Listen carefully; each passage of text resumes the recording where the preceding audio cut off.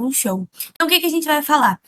Lembrar primeiro da última aula que a gente teve, né, na última semana que a gente teve aula, que a gente falou sobre renascimento, né, sobre renascimento cultural, renascimento científico, né, que foi toda aquela retomada aos clássicos. Mas como assim a retomada aos clássicos, né? Foi principalmente no aspecto da valorização do homem. Isso vai ter tudo a ver com o que vai acontecendo nas reformas religiosas. Tá bom? Então a gente começa pensando no Renascimento como um renascimento artístico, renascimento cultural, renascimento científico. Só que todos esses aspectos eles vão modificando diversos outros aspectos, né? Então a gente tem uma mudança muito grande na forma de pensar. A valorização do homem, ela gera um movimento de transição do teocentrismo até o antropocentrismo, né? Teocentrismo era quando, né, a gente vivia ali em torno da religião, a religião como o centro do mundo, como a coisa mais importante, e aí subitamente, né, com esse movimento do Renascimento, que foi um movimento gradual, ele não foi do dia para a noite, ele foi um movimento que vai crescendo. Ele cresce e ele chega ali, eventualmente, no antropocentrismo, que é a valorização do homem na sua forma aí mais central, né? O homem como figura central do universo, figura central da existência. Só que isso tem um impacto muito grande nesse momento de transição da Idade Média para a Idade Moderna, porque é isso que esse momento representa, né? O Renascimento de forma geral, as reformas religiosas, né, a formação dos estados nacionais, tudo isso faz parte de um grande movimento de transição de um período para o outro. Então, a gente sai da Idade Média e a gente entra na Idade Moderna. Tá? As grandes navegações, então a expansão, né, uma ideia de mundo, uma importância muito grande da ciência, dos estudos, matemática e etc. As grandes navegações. Mas a gente tem que lembrar que na Idade Média a instituição de maior importância era a instituição religiosa, a instituição católica, né? A instituição da Igreja Católica. Ela era muito importante na Idade Média. E ela era muito. Ela tinha ali todo o poder, praticamente, político e administrativo, ficava muito concentrado na mão da Igreja Católica. Então, o que acontece nesse momento em que a gente transiciona, né, da importância da religião para a importância da figura do homem, isso enfraquece a Igreja Católica, tá? Então, nesse processo de renascimento, né, a Igreja Católica já está em crise. Ela entra em crise por conta desses constantes, né, embates ideológicos, embates, né, que vão gerando. E junto com essa valorização do homem, formação dos estados nacionais, a gente tem também um movimento que a gente falou bastante na última aula, que foi a valorização da figura do rei, que era um homem. Então a gente para de, né, a sociedade para de enxergar a figura de maior poder como a igreja, Deus, e passa a enxergar a figura de maior poder na sociedade como o rei. Então, isso também é influenciado por esse movimento do humanista, antropocêntrico e etc. Né? Então, com a valorização da figura do rei, a gente tem a desvalorização da instituição cristã e o fortalecimento da burguesia, tá? A burguesia, ela não tinha uma relação muito próxima com a igreja, porque a igreja sempre, né, pregava o enriquecimento, né, a acumulação de bens materiais como uma coisa ruim, como uma coisa pecadora. Então, eles não tinham uma relação próxima com a burguesia. A burguesia não era bem vista pela igreja e a burguesia também não tinha uma relação próxima com a Igreja Católica. Então, isso acaba também, como a burguesia estava em ascensão, a figura do rei estava sendo valorizada, acontece essa desvalorização da instituição da igreja. Tá? Isso acaba que acontece. Então, a gente sai do Renascimento nesse cenário, né? A figura do homem sendo valorizada, as ciências evoluindo e cada vez mais o racionalismo tendo mais importância na sociedade, o monarca tendo mais importância na sociedade, e isso vai diminuindo ali o poder da igreja. E o que acontece é que com essa centralização monárquica, o rei e a Igreja Católica eles entram em conflito direto, constante. porque a monarquia passa a questionar que poder é esse que a Igreja Católica detém? Que poder é esse político e administrativo que está todo na mão da Igreja Católica? Qual é, qual é o real poder dessa instituição, né? Então, como era um movimento muito de centralização, a monarquia começa a ficar ali questionando os poderes da igreja. Tá? E junto com isso, a gente estava vivendo um momento de grande mercantilismo, né, que era a ideia do acúmulo de bens materiais, acúmulo de riquezas, e isso tudo era muito condenado pela igreja. Então, esse conflito entre a expansão comercial e os pecados pregados pela igreja também dava um problema o tempo todo. A burguesia entra numa crise de religiosidade. Porque a burguesia não é bem-vinda na igreja, a burguesia não é bem vista pela igreja, mas eles são cristãos, existe essa cultura do cristianismo na Europa moderna, na Europa medieval principalmente. Então a religião é muito importante. Mas a burguesia passa a ficar ali flutuando, porque fica ali em conflito, principalmente por conta da questão de ascensão financeira, né, de ascensão social. Então, junto com tudo isso, a igreja começa a entrar em crise realmente. Tá? A gente passa a ver o clero desmoralizado. Essa expressão é muito famosa, vocês já ouviram antes, né? Do clero desmoralizado, né? Porque era uma instituição cheia de corrupções, era uma instituição com muitos abusos, muito poder, e uma instituição muito contraditória. Né? Por que contraditória? Porque ao mesmo tempo que existia uma condenação dos burgueses pelo seu enriquecimento, pela sua ascensão social, pelo seu desenvolvimento comercial, pela expansão comercial, existia um comércio muito grande e um fluxo financeiro que rolava muito solto dentro da instituição católica. Né? Então, o que acontece? A gente tinha o comércio de bens eclesiásticos, né? Aquilo que eles podiam vender, cargos, né? Que era muito importante, né? A venda de cargos, autoridade para garantir privilégios, né? Então era um abuso desse poder excessivo. E o mais importante de todos, eu acho que o mais emblemático, porque era o que mais revoltou aí essa revolução, essa reforma religiosa, que foi a venda de indulgências. A venda de indulgências, ela inicia lá na Idade Média. E ela tinha uma ideia de obras para que você alcançasse a salvação eterna. Se você fizesse tal coisa, você alcançava a salvação. E isso foi perdendo um pouco, foi se perdendo, ficou amplo demais, talvez.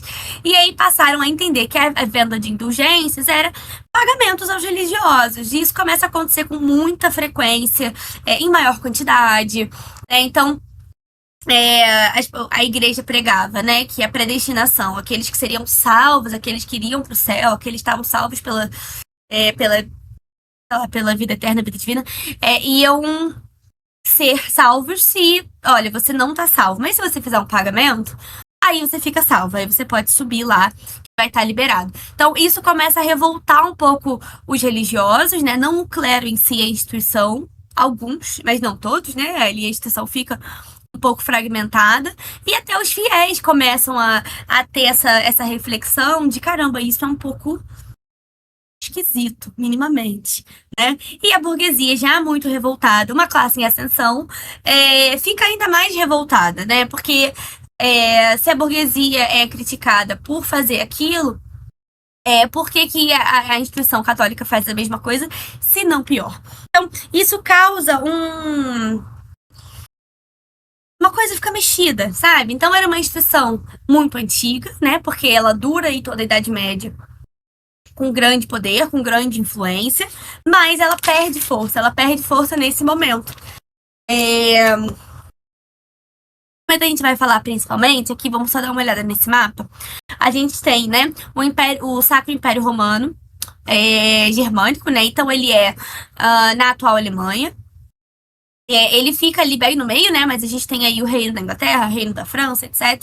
Então, todos esses reinos, né, que eram os estados nacionais que estavam se formando com dinastias importantes, figuras importantes de poder. Mas o que acontece na Idade Moderna é que a Idade Moderna ela é muito marcada pelos conflitos civis, pelas guerras civis que vão se causando, principalmente as guerras civis religiosas dentro desse espaço da Europa que a gente está vendo.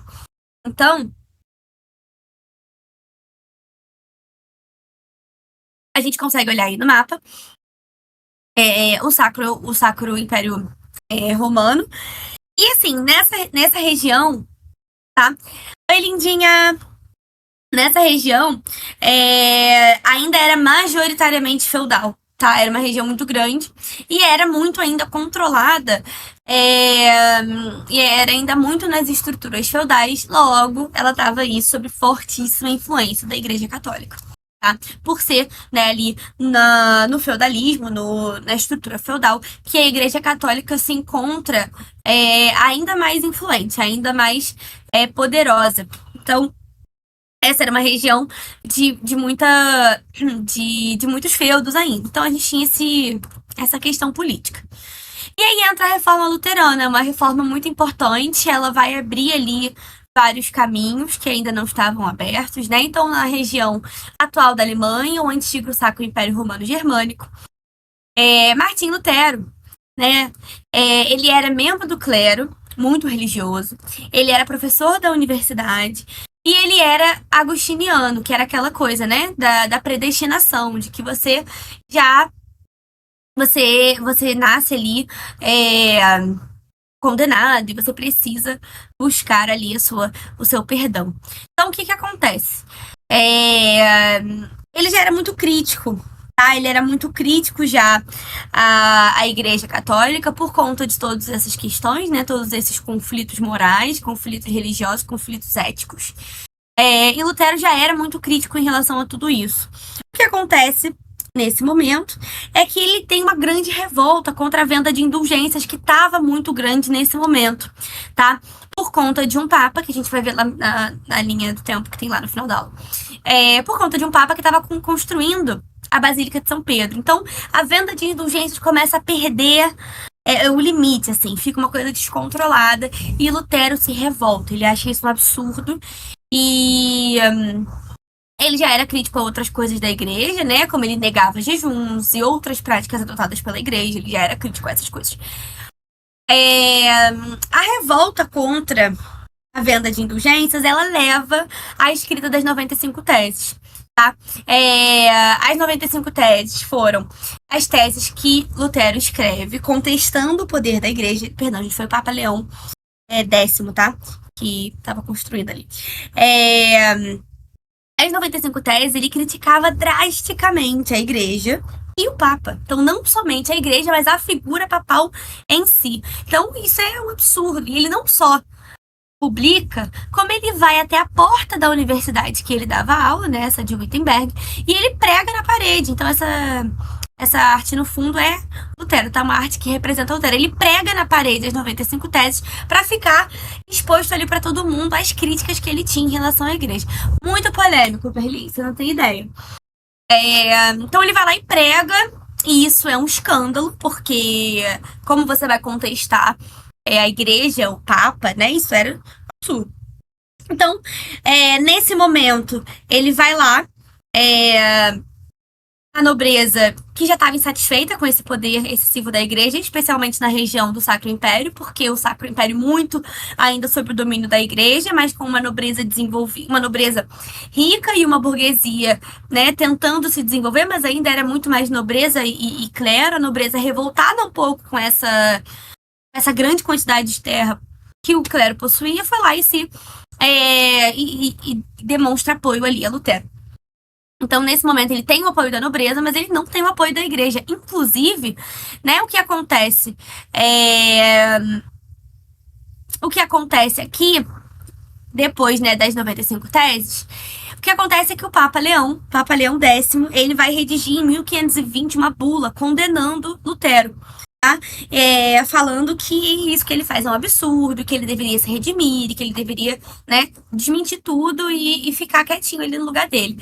E Lutero, extremamente polêmico, ele queima a bula publicamente, tá? Ele vai até o meio da rua, sei lá, ele queima a bula publicamente, ele faz questão de ser um evento, e ele responde, né? A não ser que eu seja convencido pelo testemunho da Escritura ou por clara razão, pois não confio nem no Papa, nem em concílios isoladamente, visto que se sabe muito bem que eles têm errado e têm se contraditado muitas vezes. Estou preso às Escrituras que citei e a minha consciência é cativa da palavra de Deus.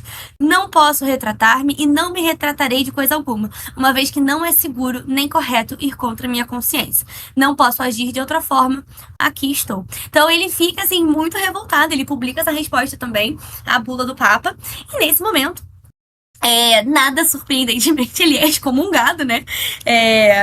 Ele é condenado ali, ele é dito como herege, então é uma movimentação muito grande de muito choque, assim, com uma resposta um pouco mal educada dele, eu diria.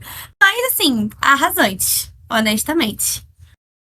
É isso, ele gritando no meio da rua, era um pouco isso, assim. Então, o que acontece, né? Por conta desse bafafá todo que ele gerou, Carlos V, no momento, né, rei do Sacro Império, ele convoca ali a Dieta de Worms, que é ali uma grande reunião lá que rola em 1521. Em 1521, ele vai lá e condena Lutero a herege. E ele né? Ele tem que sair da igreja, etc. Mas ele é acolhido pela nobreza. E a nobreza vai ajudar ele ali, né? Ele fica na casa de outra pessoa, na casa de um cara muito rico, né? Chamado Frederico. E ele se dedica ali a traduzir a Bíblia para o alemão e desenvolver os próprios princípios, porque ele acreditava que os princípios da Igreja Católica já não serviam mais. Tá? Então ele já estava ali. Entendeu? E o que acontece, né? Eu não botei aí, mas era pra estar, tá? É importante sobre Lutero também, né? Ele repele a burguesia, tá? Lutero não era aproximação, não tinha uma aproximação com a burguesia. A burguesia estava insatisfeita com o poder do clero? Sim. A burguesia era contra, era vista de forma pejorativa pelo clero? Sim. Mas Lutero não estava com a burguesia, tá? Ele era muito contra a questão do dinheiro e o enriquecimento. Ele tinha ali opiniões fortíssimas sobre isso também. Então ele não tinha uma aproximação com a burguesia em si. Então, ali em 1530, a gente vai ver no próximo slide. Deixa eu passar agora. Eu passei porque não ia caber aqui. Em 1530, ele faz ali a Confissão de Augsburgo. Muita gente, principalmente gente pobre, não fazia ideia da Bíblia, porque estava tudo em latim, e a igreja não deixava trazer. Exatamente, ele, inclusive, esse é um dos fundamentos da religião dele, tá? Que ele redigiu ali na Confissão de Augsburgo. A gente vai falar sobre isso exatamente agora, né? Então, o que ele propõe como princípios da própria doutrina, né? Ele diz que a salvação ela é feita através da fé. A leitura da Bíblia é livre, então ele busca uma livre leitura da Bíblia, por isso ele traduz, exatamente por ninguém ter acesso, né? Ninguém sabia o que estava escrito. Ele vai lá e traduz a Bíblia pro alemão. A gente imagina, né? Traduzir a Bíblia inteira em alguns anos. Eu acho isso uma loucura. Também que não tinha muita coisa pra fazer, mas. Enfim. Então ele vai lá e ele propõe essa livre leitura da Bíblia. Uma das outras ideias, né, propostas por Lutero era a supressão do clero regular. Né? A existência de um clero, né, era desnecessário, porque ele acreditava que a base da religião era a Bíblia e cada um tinha que ter a sua própria leitura, a sua livre leitura e o seu próprio acesso à Bíblia. Então a existência de um clero era desnecessária. Ele criticava também o celibato clerical e as imagens religiosas, os ícones, os santos, né, as imagens. Os únicos dois sacramentos que ele mantém na própria doutrina é o batismo e a Eucaristia. Eucaristia ali é a questão do pão, do vinho, né, da ceia e etc. Que ele também, ao mesmo tempo que ele defende a manutenção da Eucaristia, ele aponta que a Eucaristia não é uma transubstanciação, ou seja, não é a transformação do pão e vinho no corpo e sangue de Cristo. Ele acreditava na consubstanciação, que era só uma representação, tá? O pão e vinho como representação do corpo de Cristo. Então era uma ideia também um pouco diferente já. Ele defende que os cultos religiosos tinham que ser feitos em alemão para o acesso amplo, né, para as pessoas tirarem suas próprias conclusões. E muito importante, né, nesse momento de formação dos Estados modernos, a submissão da Igreja ao Estado. Isso acaba sendo importante também, porque era uma coisa que a Igreja Católica não queria. A Igreja Católica, quando vê os Estados modernos se formando, ela se opõe a essa submissão que deveria ser, né? O rei, como figura absoluta, teria que estar em cima da igreja, acima da igreja, e isso é uma dificuldade da Igreja Católica inicialmente. Então, vou voltar aqui só para continuar por aqui. Bom, ele aponta aí todos os seus princípios, da sua própria doutrina, e acontece que acontece outra dieta, né? A dieta de Espira, que também é uma outra reunião, para que todas as pessoas pudessem ali concordar e falar sobre a religião, que ainda estava, a doutrina, né? Que estava se espalhando muito rapidamente, estava ganhando muita popularidade. E aí havia muitos protestos, né, a favor dessa religião, e é por isso que hoje em dia a gente conhece também como as religiões protestantes, que são as que vão derivar, né, dessa religião que surge ali de Lutero, dessa doutrina de Lutero. Então, nesse momento da dieta de Spira existem vários protestos, né, a favor disso, e conclui-se que a religião poderia ser praticada em regiões que aceitassem. Mas isso ainda é muito de mau gosto, muito de má vontade, isso foi liberado, né? Então ainda as pessoas não podiam divulgar, não podiam, né, em qualquer lugar, então ainda eram muito mal vistos, enfim, acontece aí um bolo de coisa até 1555. Na paz de Augsburgo, né, acontece aí uma resolução final de todo esse conflito que estava rolando, né, que é quando compreende-se cada príncipe com a sua religião. Então, os estados modernos já estão ali em sua grande formação e compreende-se que o estado vai seguir com a religião do próprio rei, do próprio reinado presente. Tá bem? Né, da ascensão de Lutero, a gente tem uma outra vertente que surge, que são os anabatistas. Tá? O anabatismo ele é uma outra doutrina que deriva da doutrina de Lutero. Tá? Eles são liderados, né, por Thomas Müntzer ali também em 520. Thomas Müntzer era discípulo de Lutero, então ele tinha ali os ideais e as críticas de Lutero. Mas a religião anabatista, ela é composta por camponeses. Então, eram pessoas pobres, né? O que eles defendiam? Eles defendiam duas coisas principalmente, né? Eles defendiam o batismo para adultos convertidos. Então, a maioria deles, né, não nasceu e foi batizado na infância. Então, eles se convertem, eles queriam que isso fosse aceito. E o aspecto mais problemático, né, que foi brutalmente reprimido, era o aspecto social da reforma dos anabatistas, né? Eles queriam que houvesse uma coletivização de bens. Eles queriam que houvesse uma repartição dos bens, né? Era uma religião praticamente toda composta por camponeses. Então, eles vinham ali a nobreza como uma coisa injusta. Então, eles defendiam ali a coletivização de todos esses bens. Mas isso era uma ameaça à nobreza. E isso não era bom para eles, né? Então, não era bom para ninguém que não fosse ali os camponeses. Então, eles são brutalmente reprimidos, tá? Eles são duramente perseguidos, eles são violentamente condenados por Lutero. Lutero não defende os anabatistas. Tá? Ele larga a mão dos anabatistas imediatamente e ele fica ali ao lado da nobreza, tá?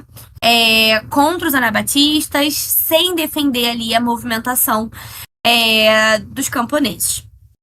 Eles acabam subindo ali pela Europa, né, se espalhando, os anabatistas, e eles entram ali, eles se integram na Guerra dos Camponeses, que vai rolando na Europa nessa época também, mas eles são derrotados mais ou menos em 525.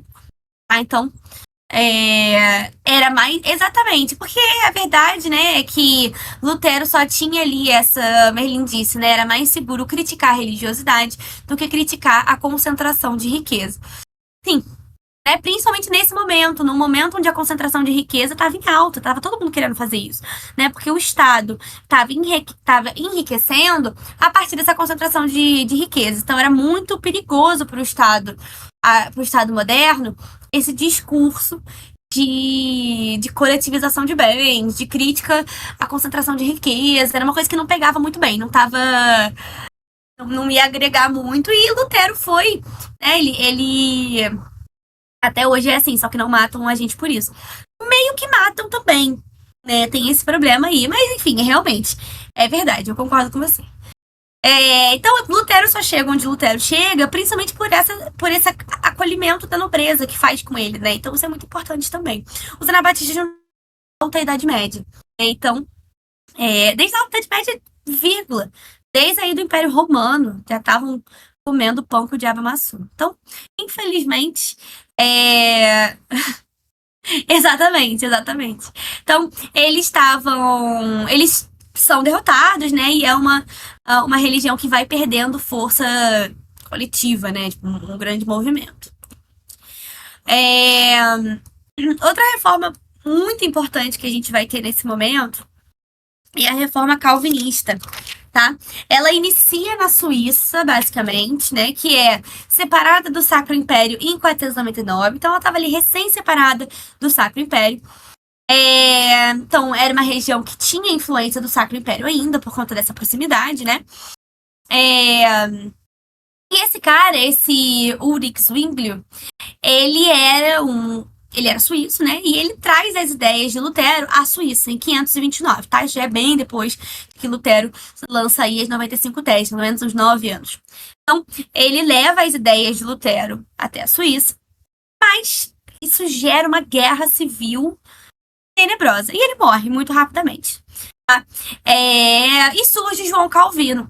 João Calvino, ele também, né, vinha com essas ideias e ele chega a Genebra com essas ideias vindo ali influenciadas por Ulrich, mas também influenciadas por Lutero. Então ele chega a Genebra e ele divulga essas ideias de uma nova corrente religiosa, uma que não é nem o catolicismo, mas também não é ali o luteranismo. Por que que foi necessária essa terceira via? O maior grupo social, o grupo social de maior ascendência, era a burguesia, e a burguesia ainda estava flutuando. Né? Cria-se uma segunda vertente religiosa que não engloba a burguesia. Então, é necessário que a burguesia ainda, né, busque uma saída para sua crise religiosa. Então, surge Calvino com a base da sua doutrina na predestinação absoluta. Você já nasce ali predestinado. Entendeu? Então, por mais que você faça tudo o que você quiser, se você não tiver sinais da graça divina da sua vida, significa que você não é um dos escolhidos. Tá? E é muito importante a ideia do calvinismo, porque ele ganha muita força nesse momento pré-capitalista. Ele é fundamental, inclusive, tá? Para esse momento pré-capitalista e quem dirá, talvez, para o momento do desenvolvimento do capitalismo. Tá? Então, o que seriam esses sinais da graça divina? É uma vida plena de virtudes, um trabalho dedicado, assíduo, né? Sobriedade, ordem, parcimônia, que é, né, gastos controlados. Então, essas ideias estavam muito próximas do valor da burguesia. E isso é bom. A burguesia encontra na religião calvinista, né, na reforma calvinista, aquilo que ela não encontra nem no catolicismo, nem no luteranismo. Então, ela encontra ali a primeira vez em que ela é representada ideologicamente por uma reforma.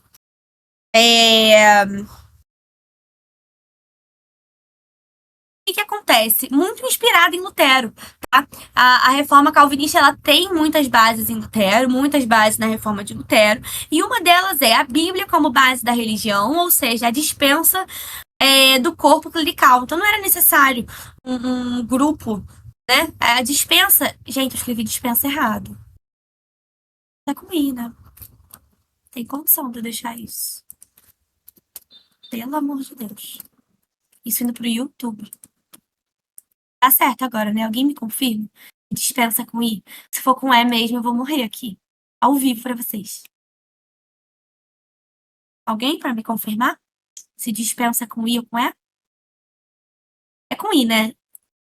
Tô um pouco insegura agora. Se eu tivesse errado 2 vezes, teria sido loucura, né? Enfim, eu vou voltar a falar do que eu sei, que não é português. Então, inspirada em Lutero, O Calvino, ele faz ali as suas próprias bases, seus próprios princípios da sua doutrina. Então, ele tem a Bíblia como base da religião, o que dispensa a necessidade de um clero, né? Não tem necessidade de um grupo de pessoas, todo mundo tem acesso à Bíblia. Então, ele também vai defender ali a Bíblia numa língua própria, né? Sem ser o latim, a língua local. Ele também critica o culto de imagens. E eles também mantêm o batismo e a Eucaristia. O calvinismo ele se espalha muito rápido, tá? Porque ele tá alinhado com a burguesia. Então ele ganha muitos seguidores, ele ganha muitos fiéis e ele se expande rapidamente por estar ali agregando essa classe em ascensão, tá bom? Então ele chega com nomes diferentes a lugares diferentes.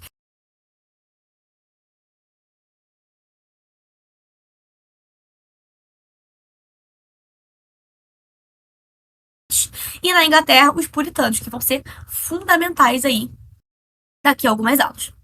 Beleza? Os huguenotes também, mas a gente vai falar um pouco mais deles hoje também.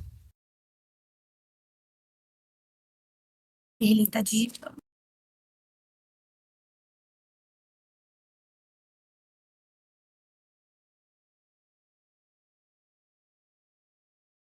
Pergunta: teve um negócio dos puritanos serem expulsos da Inglaterra, né? Então, a gente vai falar disso eventualmente, tá? A gente vai deixar isso um pouco mais pra frente, mas sim, você não tá louco. Isso acontece mesmo, tá? É, Isso acontece principalmente, né? E pra onde que eles vêm? Eles vêm pra América, né? Por conta daquela coisa toda, das 13 colônias, etc. A gente vai chegar lá. Mas isso não vai ser hoje, vai ser em algumas aulas.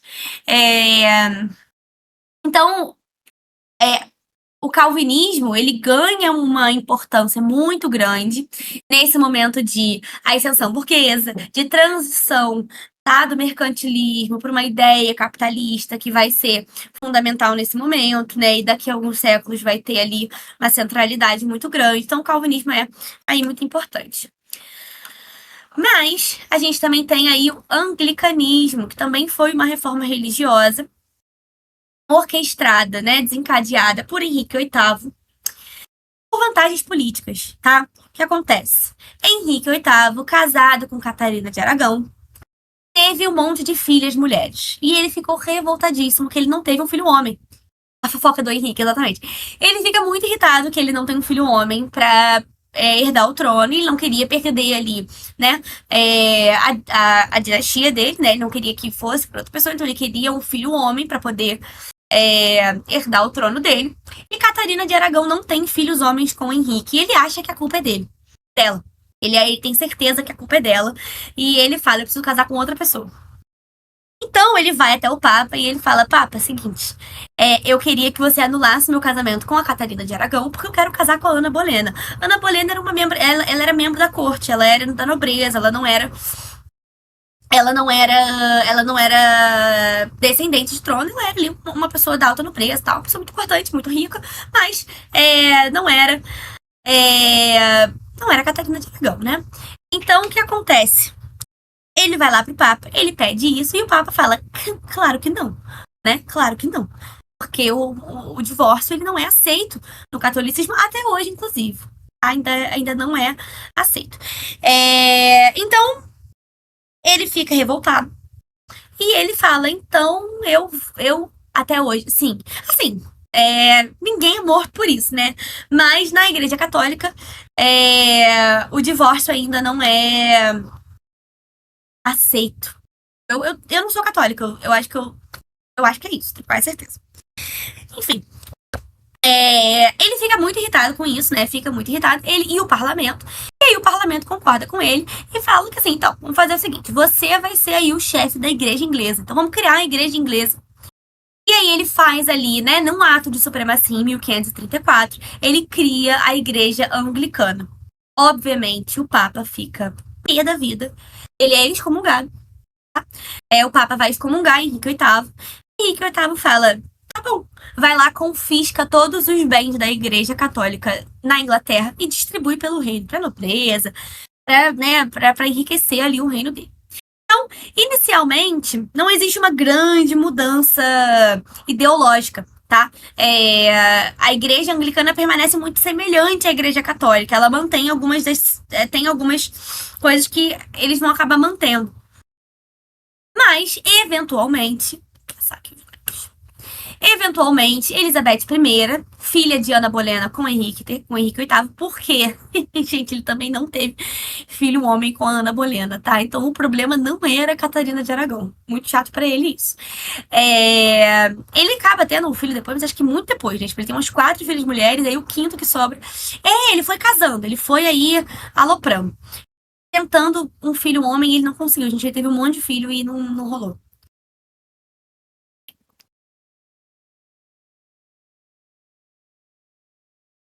Sim. A gente nem vai falar dele hoje, mas acho que é Eduardo, filho de Henrique VIII. Ele mata as mulheres, é uma coisa terrível, gente, uma coisa muito, muito terrível. Mas ele casa um monte de vezes, Merlin, é um exagero justo. Ele casa um monte de vezes pra tentar ter aí, finalmente, o filho homem, mas acaba que a primeira, a Elizabeth I vira aí rainha, e ela, filha de Ana Bolena com Henrique VIII, né, que vai ser, acredito que a primeira da dinastia Tudor, que é uma dinastia muito importante também. A gente vai falar um pouco disso depois. É, ela vai consolidar a igreja anglicana. Tô sabendo falar. Eu levando musical como biografia.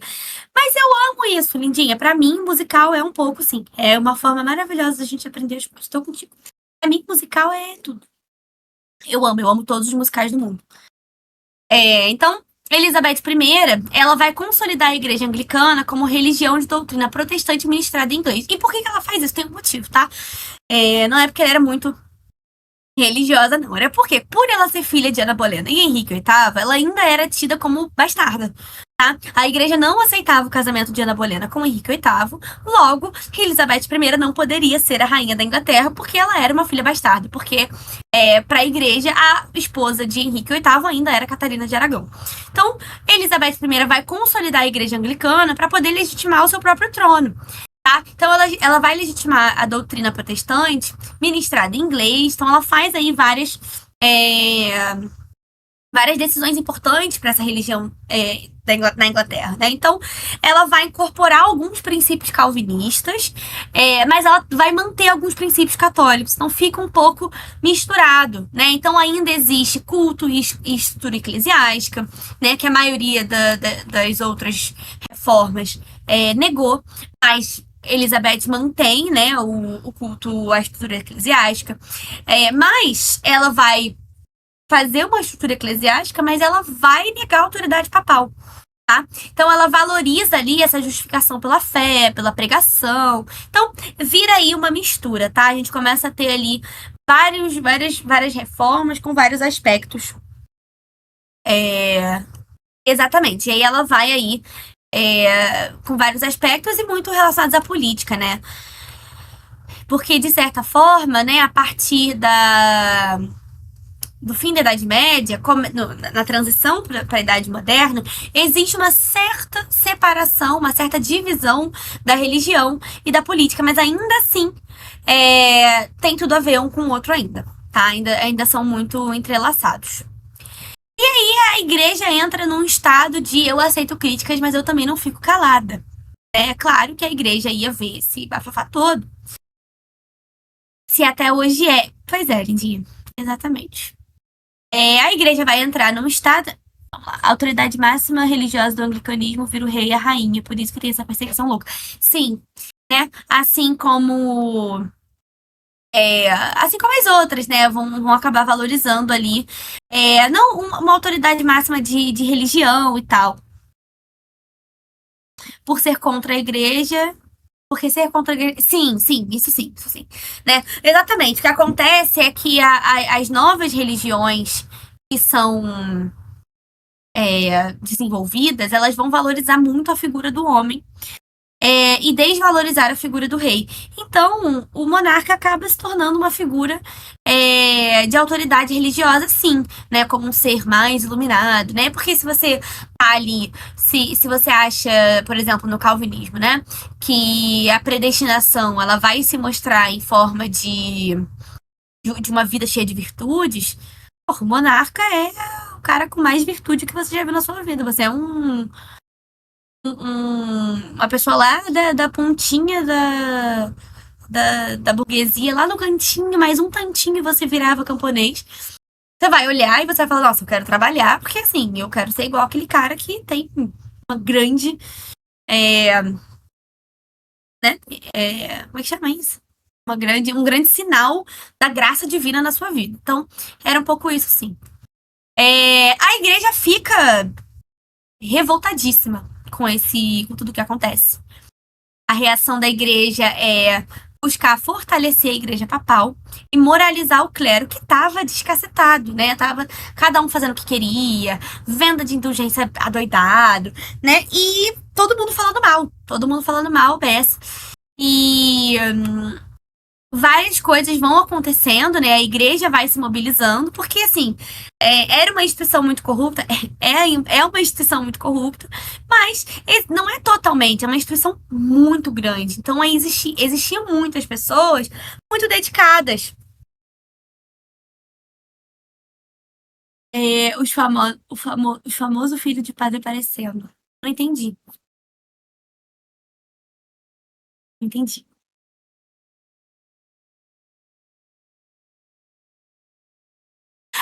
Ah, óbvio, né? Filho de padre, não pode ser filho de padre. Total, é isso, é isso, é isso. Eu, não tô muito inteligente hoje, gente. Não sei o que houve. Exatamente, né? Padre não pode ter filho. Então eles tentam aí moralizar de volta esse clero que estava completamente descacetado. Nesse momento, né, em 534, acontece a fundação da Companhia de Jesus, que nós aqui do Brasil conhecemos muito bem, né? Foram muito importantes no processo de colonização do nosso país. A Companhia de Jesus, né, são os jesuítas. É uma ordem religiosa, eles são católicos, uma ordem religiosa criada por Ignacio de Loyola, que era um ex-militar espanhol. Ele era super rígido, ele era super religioso. Então, ele vai submeter os membros da ordem religiosa da Companhia de Jesus a uma rigidíssima monarquia, uma disciplina quase que militar. Com qual objetivo? Combater o protestantismo por meio do ensino e expansão da fé católica. Isso para a gente aqui da América é muito importante, né? Essa ideia da ordem religiosa da Companhia de Jesus como o combate ao protestantismo. Tanto que a gente vai ver um pouco mais no final da aula, o protestantismo não chega na América colônia. Tá? Chega assim mais para o norte, né? Que não é o nosso caso. Então, a gente consegue ver aí um certa. Sim, sim. Então a gente consegue ver aí uma certa resultado. Positivo é uma palavra muito forte, né? Porque na verdade positivo para eles, mas para quem? Mais ninguém, né? Mas enfim, a gente vê aí, né, que esse combate ao protestantismo funciona porque o ensino e a expansão da fé católica acontece muito bem fora, né? É, da Europa, principalmente. Então, é de onde deriva esse projeto, né, da catequese indígena que chega aqui na América, né? E acontece muito, não só na América portuguesa, como na América espanhola. A Companhia de Jesus teve muita influência, principalmente Portugal e Espanha, tá? Que sempre foram países, estados, sempre foram estados, né? Nesse momento eram estados. Sempre foram estados muito católicos, sempre foram estados, né? Tinham ali os reis, que eram chamados de reis católicos, então tinham uma influência católica muito forte, tá? Então, nesse momento que a gente fala da reforma protestante, ela não desce muito, ela fica mais ali do meio para cima. Nesse momento da contra-reforma, a galera puxa o Concílio de Trento, né? Paulo III, o Papa Paulo III, ele puxa ali o Concílio de Trento e ele fala: vamos tentar entrar num consenso. A Igreja Católica e as reformas protestantes, as doutrinas protestantes. Vamos todo mundo conversar. E não dá certo, gente. Obviamente não dá certo. É uma tentativa super falha que resulta, né? Acaba ali o concílio com a galera falando, então. Os princípios católicos são muito melhores. Trento, aquele doce. Sim, nesse momento surge o chocolate de Trento, delicioso, inclusive.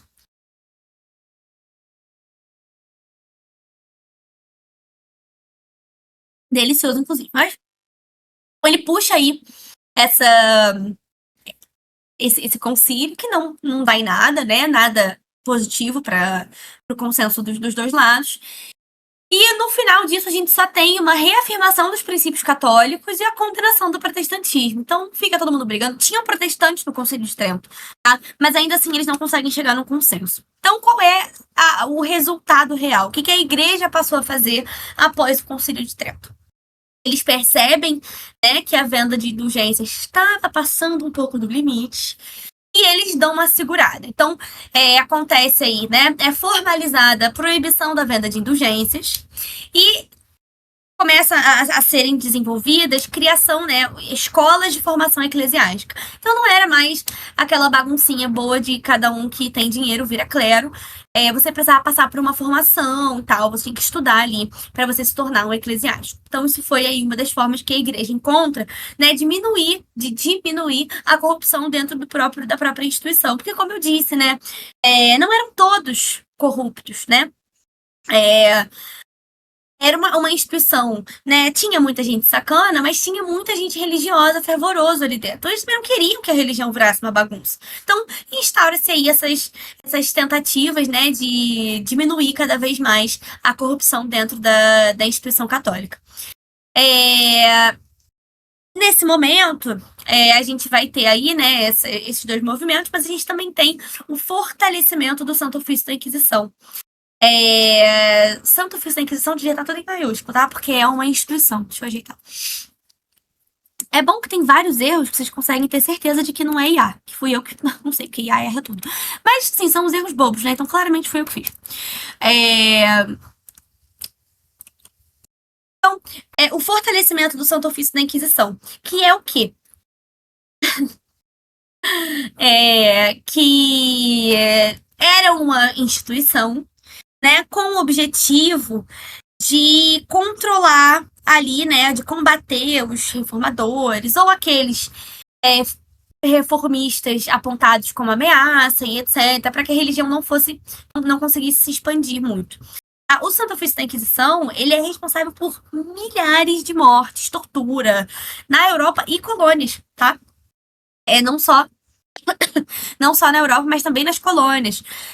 Começa a rolar a perseguição mesmo. Então era nesse momento que tinha aí mulher ruiva sendo queimada na fogueira, uma coisa que a gente acha que é antes, mas também continua, né? O Santo Ofício da Inquisição, ele existe desde antes, tá? Ela vem lá da Idade Média, mas ela é fortalecida nesse momento. E lá na Idade Média queimavam mulher também. Mas aí começaram a queimar mulher mais. Então muita gente morre, muita gente é torturada, né, para assumir os seus crimes contra a Igreja Católica. Então acontecem muitas mortes, tá? São milhares e milhares.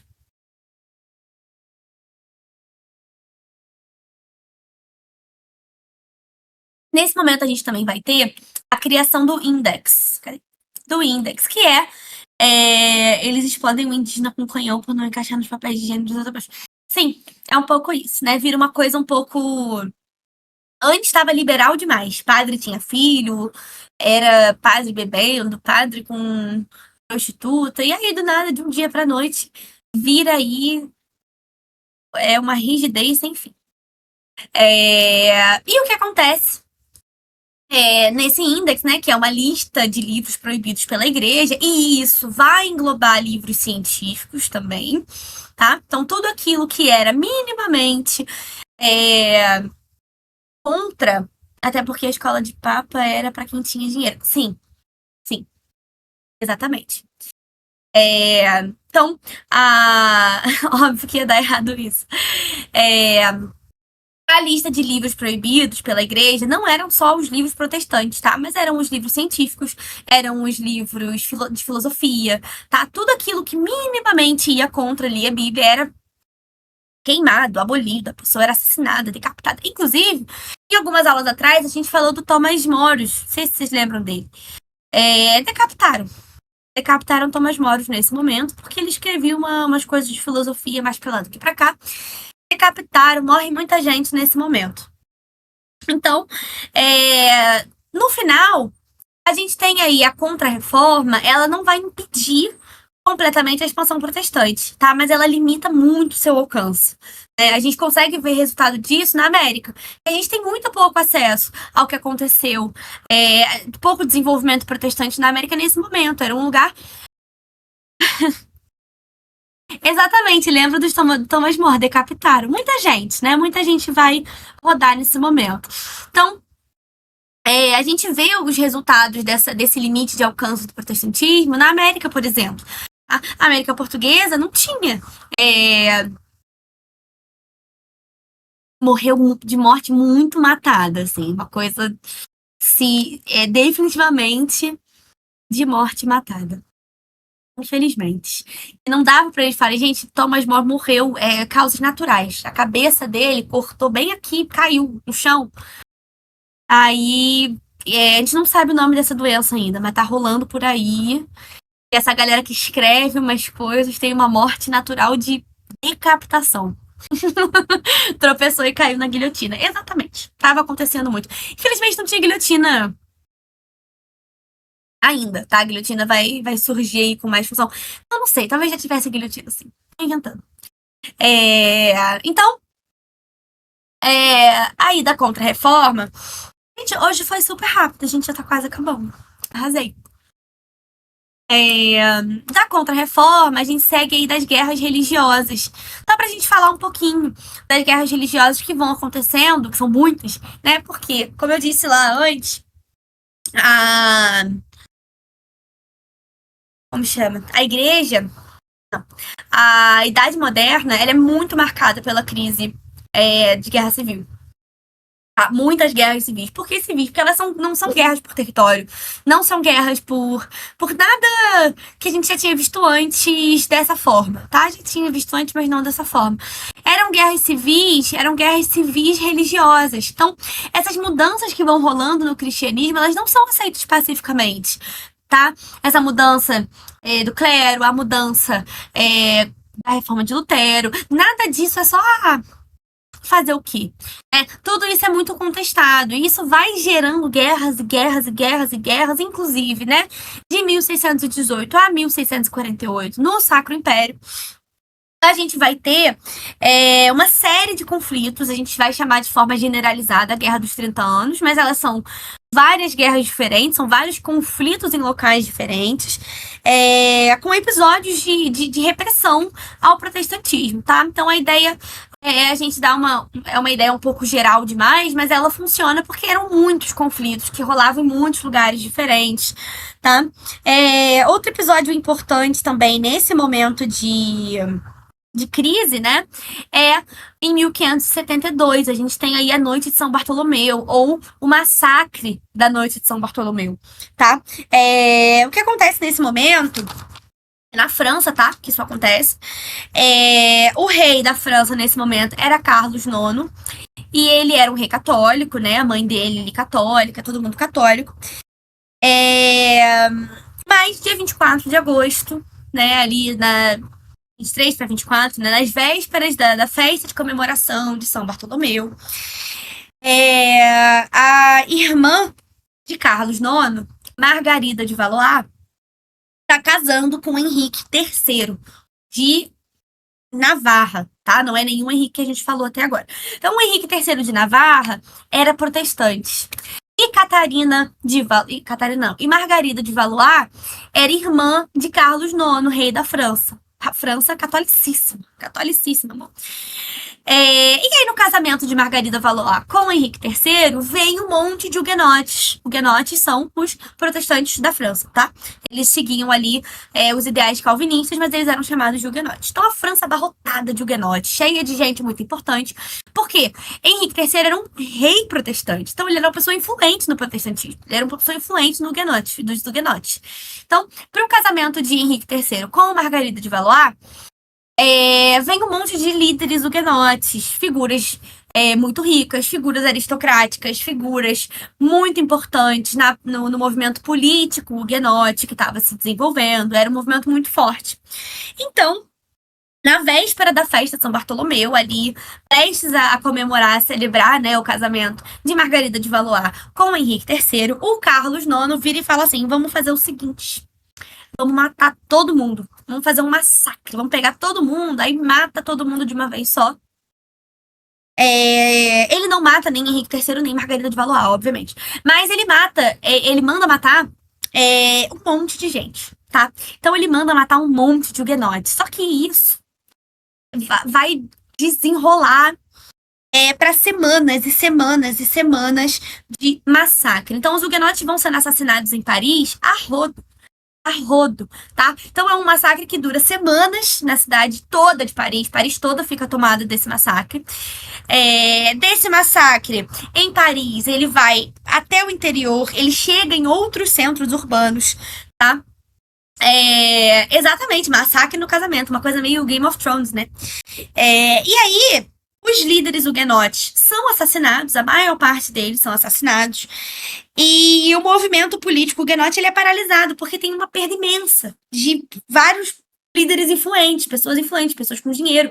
Então, um marco importante ali dessas guerras religiosas. Ela entra dentro das guerras religiosas, das guerras civil-religiosas europeias. Então, a Noite de São Bartolomeu é uma delas. Um massacre que cumpre com o seu propósito de paralisação ali da expansão desse movimento. Porque os huguenotes ficam ali perdidos, né? Assim, é um movimento que vai perdendo força e acaba ficando paralisado por conta disso. Como eu mencionei, né, Portugal e Espanha, o protestantismo não encontra espaço para desenvolvimento.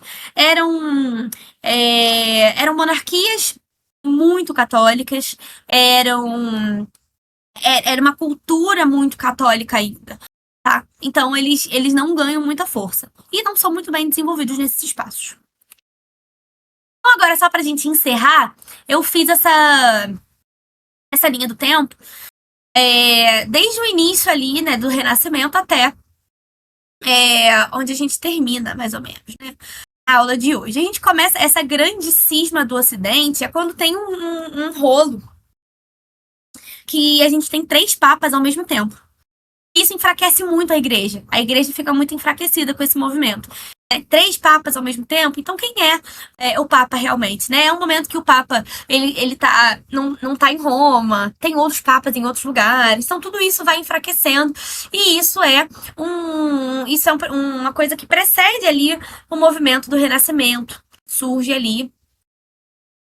Então, são situações que vão ali acontecer, em algum momento acontecem ao mesmo tempo, mas influenciam uma a outra. Qual deles é o Papa? Sim, exatamente. Em 513 a 521, tem o papado de Leão X. Décimo. Como é que fala? Décimo? Acho que é décimo. O papado de Leão X, ele é importante porque é nesse momento que a venda de indulgências fica sem limites. A galera fica vendendo indulgência adoidado. Pra quê? Pra construir a Basílica de São Pedro. Que é uma basílica, assim, riquíssima, cheia de coisas. Então, eles estão vendendo tudo mesmo pra conseguir dinheiro, pra conseguir montar ali. Só que, em 517, Lutero se emputece. Ele fala, eu não acho isso certo. E aí ele lança lá as 95 teses. Recebe a bula lá do Papa Leão X falando que ou você pede desculpa ou você é herege. Ele vai lá e fala, eu não tô nem aí se eu sou herege, isso aqui é errado. E aí, em 520, ele é excomungado. Em 521 acontece a Dieta de Worms, né, que é ali para debater a questão do protestantismo, que né, era mais para enfim. Em 525 surge o anabatismo, né, surgimento do anabatismo, que vem posterior ao luteranismo, mas ele surge ali também nesse momento. Em 530, né, 1530, tem a Confissão de Augsburgo com os princípios da doutrina luterana.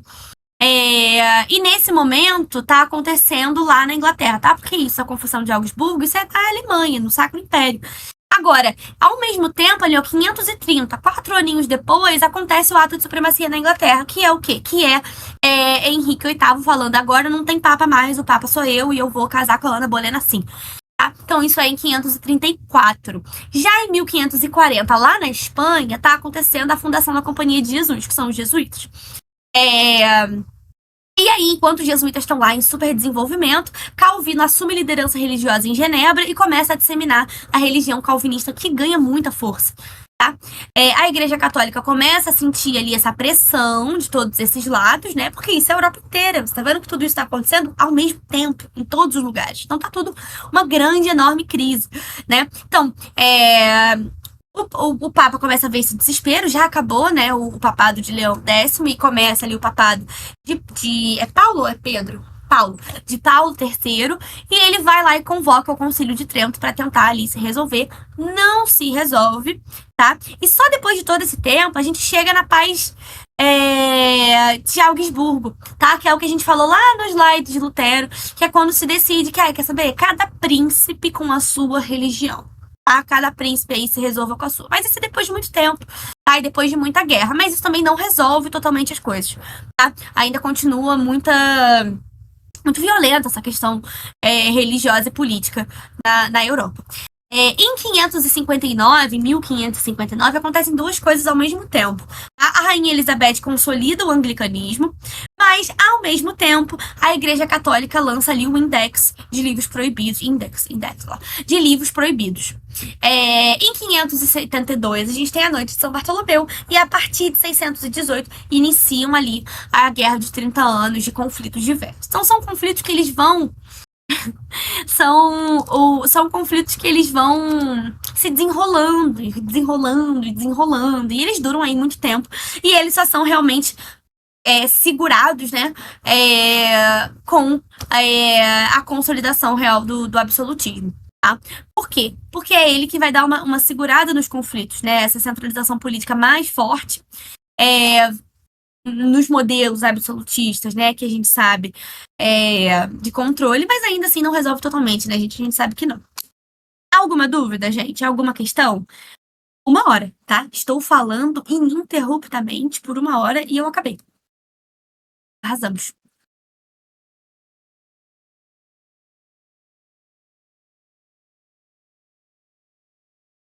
Sim, acabei super rápido.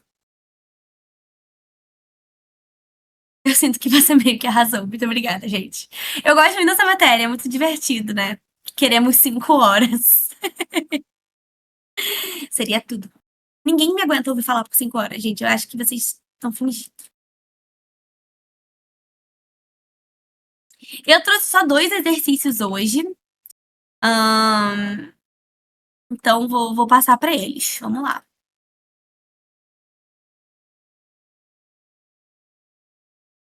Vamos lá.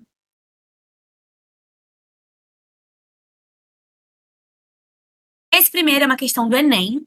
A gente vai começar falando sobre, né? Sobre ela. É, Dois grandes eventos históricos tornaram possível um caso como o de Menóquio, a invenção da imprensa e a reforma. Ah, tá. Li na entonação errada, mas vocês entenderam, né? A imprensa lhe permitiu confrontar os livros com a tradição oral em que havia crescido e lhe forneceu as palavras que nele conviviam. A reforma lhe deu audácia para comunicar o que pensava ao padre do vilarejo, conterrâneos, inquisidores? Mesmo não tendo conseguido dizer tudo diante do Papa, dos cardeais e dos príncipes como queria.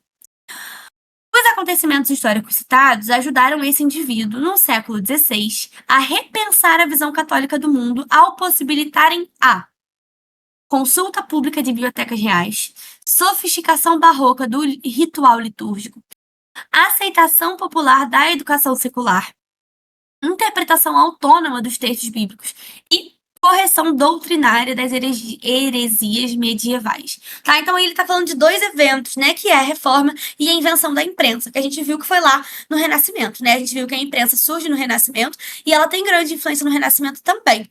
Então, mas ela também vai ter aí essa influência nesse momento da modernidade.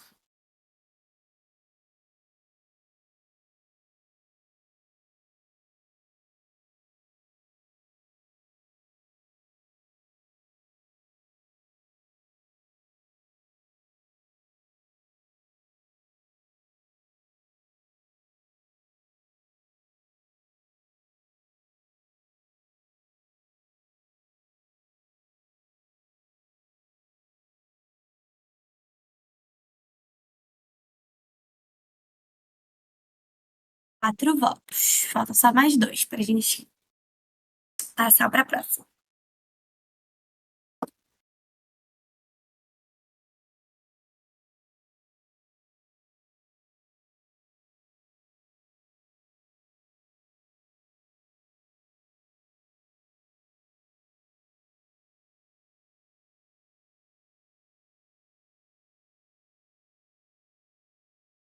Vamos então, gente. Ó, 5 votos. Quem falta? Deixa eu ver.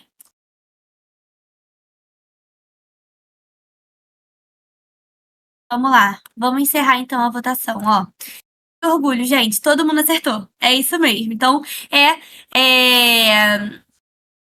esses acontecimentos, né? O que que vai impulsionar esse indivíduo a contestar a igreja, a contestar ali várias coisas? Para, eu fico tímida. É, então, os acontecimentos que vão auxiliar ali, né, a repensar a visão católica do mundo, é exatamente isso, é a interpretação autônoma dos textos bíblicos. Todo mundo começa a ler a Bíblia e fala, gente, não era tudo isso que eles estavam falando. Tem nada aqui que diz que se eu der 500 na mão do Papa, eu vou para algum lugar. Tem nada aqui que diz isso. Então, isso aí acaba sendo importante para a gente pensar também. E última. Essa é mais. Essa é maiorzinha. Quase que eu falei mais grande. Cara, hoje tá difícil no português. O português hoje tá. Piorar. Essa é uma. Tá uma letra minúscula, mas é porque não ia caber tudo se eu não botasse a letra minúscula. Eu vou ler pra vocês, tá? Em 1517, o monge Martinho Lutero divulgou suas 95 teses, as quais criticava duramente as ações e as práticas da Igreja Católica Romana. Esse fato, que marcou o início da Reforma Protestante, está inserido nos processos ligados ao renascimento urbano e cultural ocorridos na Europa. Leia as seguintes afirmações sobre as características da Reforma Protestante. E depois a gente vai escolher aqui, né? Está correto apenas o que se afirma em. Então vamos ver. Número 1. Lutero acreditava que o dinheiro obtido com a venda de indulgências deveria ser aplicado diretamente nas regiões de sua arrecadação e não enviado a Roma. Com essa tese, ele obteve o apoio dos príncipes germânicos que lutavam contra o domínio do Papa. 2.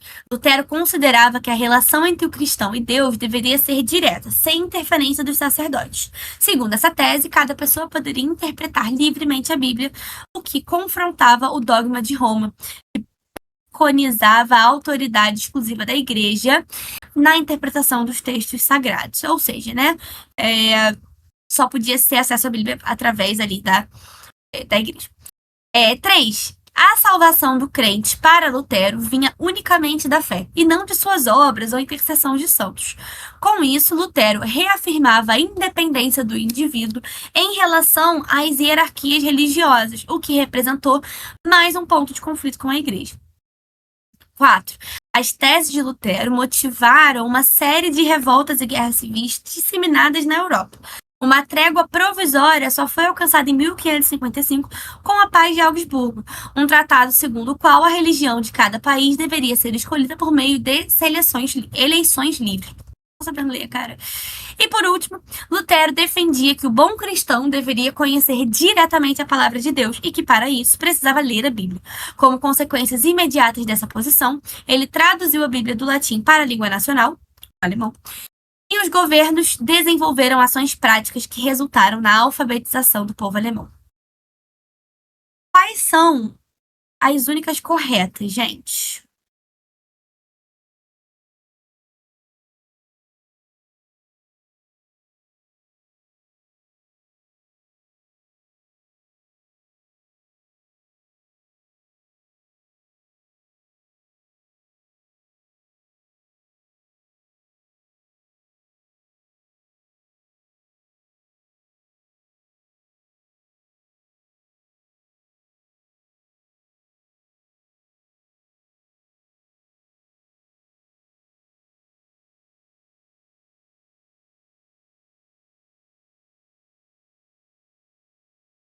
Ninguém, gente? Difícil essa? Todo mundo lendo, né? Acho que é bom reler.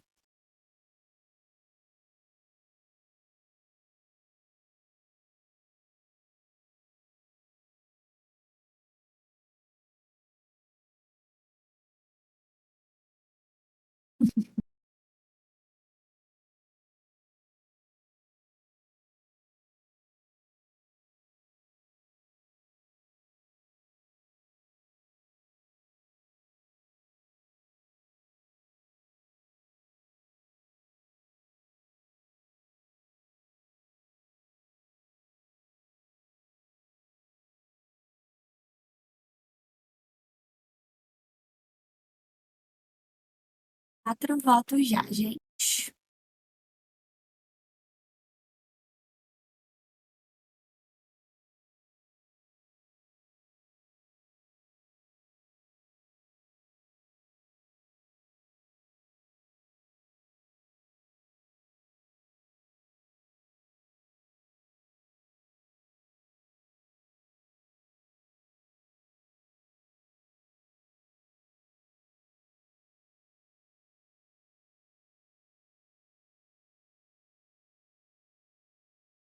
Seis votos, gente, vamos lá. Nossa, tá só eu, a minha, mas aquela V não tá me descendo.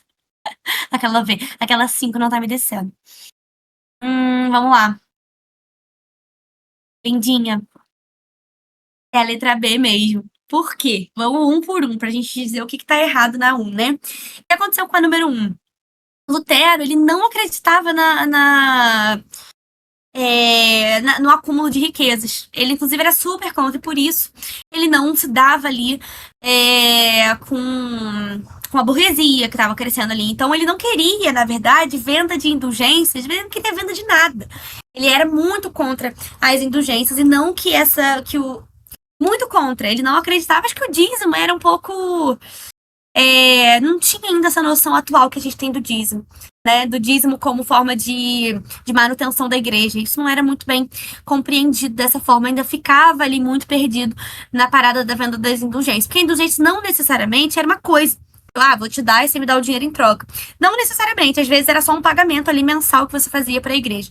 Ele era muito contra isso. Ele não era a favor, tá? A 2 e a 3 estão certas. A 4, por que a 4 tá errada? Vamos falar da 4. A 4, ela peca nas últimas duas palavras, tá? A religião de cada país, ela não era escolhida por meio de eleições livres. Ela era a religião do príncipe. Então, pois é, a religião do príncipe, ela não era feita de eleições livres, né?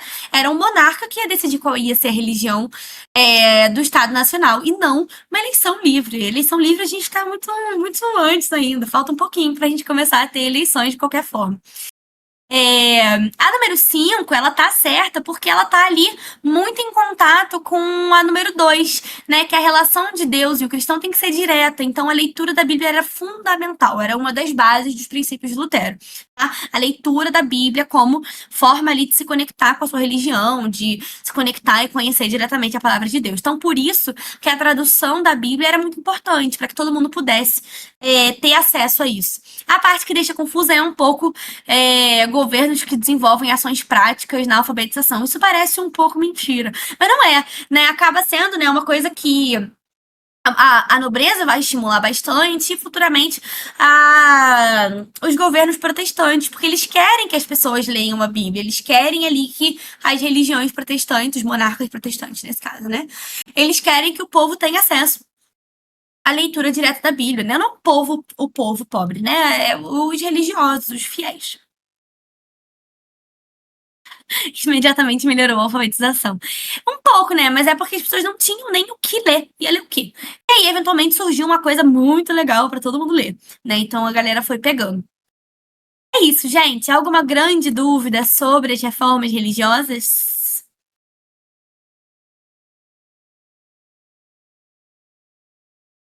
Não. Então vamos finalizar.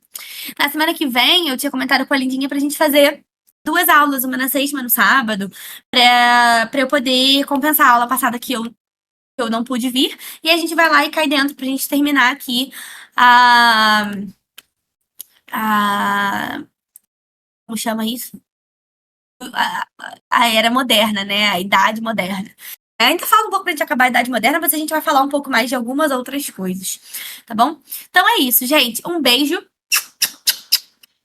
e tchau, tchau. Muito obrigada pela participação. Entrei mais no final. Não tem problema, Nana. Foi um prazer ter você por aqui. Adorei que vocês todos vieram e vocês sempre participam, os fofos queridos, meus amores, tá bom? Beijo, gente. Bom final de semana. Vamos descansar também, hein? Não é só estudar, não. Não, mais tarde tem aula de redação. Tem que estudar só mais um pouquinho. Quase acabando. Beijo. Pra você também. Tchau.